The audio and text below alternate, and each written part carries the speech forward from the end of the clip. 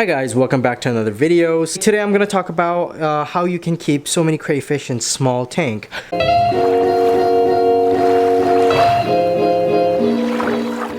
I think I have mentioned and informed you guys regarding their behavior and their aggression and their territorial behaviors and whatnot previously. But yeah, I've been getting a lot of questions like, how can you keep so many crayfish in one tank? Like, do they not eat each other? Do they not like kill each other and everything like that? But I just wanted to prove to you guys that I keep a lot of like numbers of crayfish in 29 gallon tank like this. This is the 29 gallon tank that I have. If you provide a couple of things. So keeping crayfish, breeding them, it's all good as long as you keep them like distant to other crayfish. For example, you don't want them in an open area where they see each other. They're always exposed to another crayfish and whatnot, because like I said, these guys are very aggressive. So as you can see in this tank, I have a lot of hiding spaces right here. I have a bunch of these ceramic square looking tunnels set up underneath the log, and I do have a log there, like a tunnel over there, and I do have a lot of ceramic tunnels here too. And a bunch of just holes in here in the log, and I think there's one in there you can't exactly see, but there's a bunch of them. So this is the main thing, as you guys can see. As long as you guys provide enough hiding spaces in your fish tank, no matter how small your tank is, you'll be able to keep as many crayfish as you like. However, let me tell you one thing. I worked at PetSmart, and what we used to tell our customers when they have questions about how many fish can I keep in a fish tank, then rule of thumb is to keep one fish per gallon. So let's say we have a 10-gallon tank. How many fish do we keep in a 10-gallon tank? We suggest that we keep 10 fish in 10-gallon tank. I mean, that is a really good rule of thumb in this industry and getting into this hobby, only because there are certain things we can afford.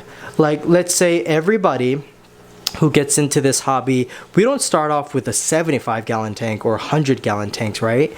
We start off with what do we start off with? We start off with like 10 gallons or 5.5 gallons or even 2.5 gallons, because there are restrictions that doesn't allow us to start as large compared to other people.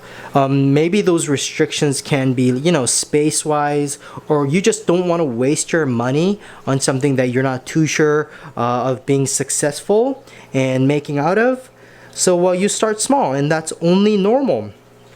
So most people, when they walk into the pet store, they look for a fish tank, and we first ask if you have a space and if you have an idea of what kind of fish you want to keep and everything. And the best, most of the time, customers walk out with the 10-gallon tank, because that is honestly one of the best size tanks out there.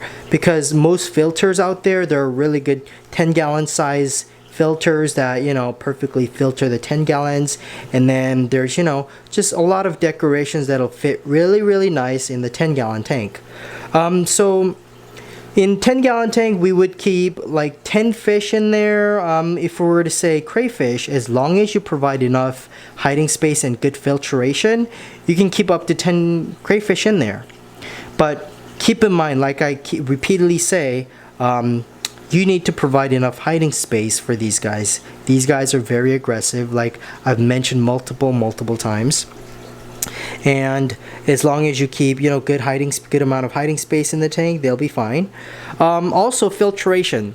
So let me talk about this particular tank that I have. So like I said, this is the 29-gallon tank that I have, and I do have the water bubbles in the back, and I do have, as you can see, a water pump over here that pumps out, I think, a couple hundred gallons per hour. And if you've noticed, I actually have 2 filters running. So this is for a 25-gallon tank. I think this is for like a 40-gallon tank right here, and then that is for a 20-gallon tank. So total I have, what did I say? That was 40 gallons. So that's 60 gallons. So, and this is 30 gallons, so it just doubled doubles on filtration, and that is only because I have about 15 crayfish in here and about 20 fish in here, including the guppies. And as you guys are already aware, guppies do poop a lot. They eat a lot and they also poop a lot, as well as the crayfish. So providing more than enough filtration is essential. So let's say you have a 29-gallon tank that you're gonna set up like me. Then I suggest that if you're not gonna have a sump, have like 2 filtrations going on, or have a filter that is capable of filtering 60 gallons per hour, or not 60 gallons per hour, but is capable of filtering 60 gallons, 50 gallons, not 30 gallons. Because if you have a 30-gallon filtration going on, you're gonna have to run that 24/7. But you don't want to do that, because that's a lot of electricity bill right there. And I don't have, so like I said, I have enough of everything, but I don't have them on 24/7 because I have enough filtration going when they're on. So my water bubbler is only on, about 8 hours a day, as well as my filters. But my air pump, my water pump right here, that is on 24/7. I like providing them circulation within the tank to circulate the inside of the tank, and just oxygen exchange and everything, so they are just breathing and in an environment where there seems to be a flow. And this is one of the methods that help me keep my crayfish very healthy, which is, I think, one of the more important things that I want to let you guys know. So this is my 29-gallon tank right here, and if you guys have, this is a good setup, and like I said, the filtration is great. It's capable of filtering hundreds of gallons per hour, and as well as the pump and the water, the air pumps.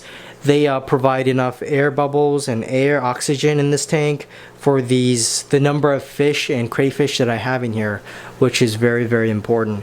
And also, I do feed them, but I have an automatic feeder that feeds twice a day. So every 12 hours, I feed just right amount that they are, kept. I give them the amount that the automatic feeder gives is less than that I would give. And I think that is one of the ways to maintain your water clean without having to do so much water change. So there's that. This is the whole setup, the whole new setup. And if you guys have any other questions regarding crayfish or keeping any other tropical fish, let me know down in the comment section. I will clear that up for you guys. And thank you guys for watching, and I'll see you guys in the next video. Bye bye.